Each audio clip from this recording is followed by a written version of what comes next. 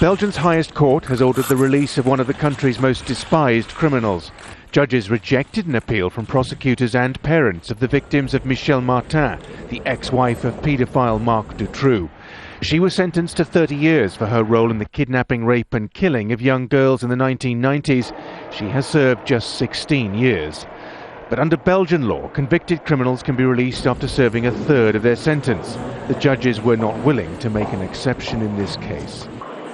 Given the horrific nature of her crimes, many Belgians will disagree, and the case sparked bitter debate and public demonstrations.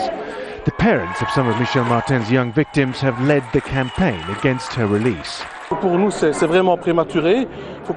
For us, it's very premature.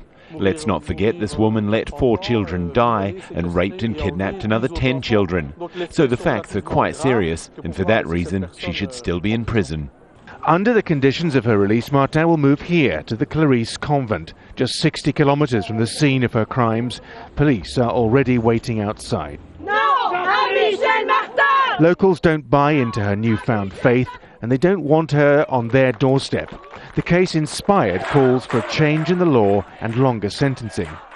Martin, pictured here during her trial with Dutroux and other accomplices, was convicted of complicity in the kidnapping and rape of 6 girls in the 1990s. She tried to portray herself as a passive victim, but the facts told a different story. The girls were imprisoned in this makeshift dungeon beneath the couple's home. 2 were murdered by Dutroux.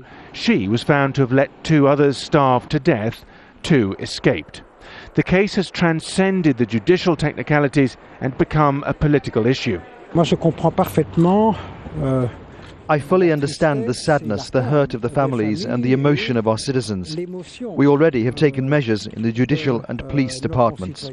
Measures that have not come soon enough to keep Michel Martin in prison, it seems, or assuage the outrage of the victims' families. Simon McGregor-Wood, Al Jazeera.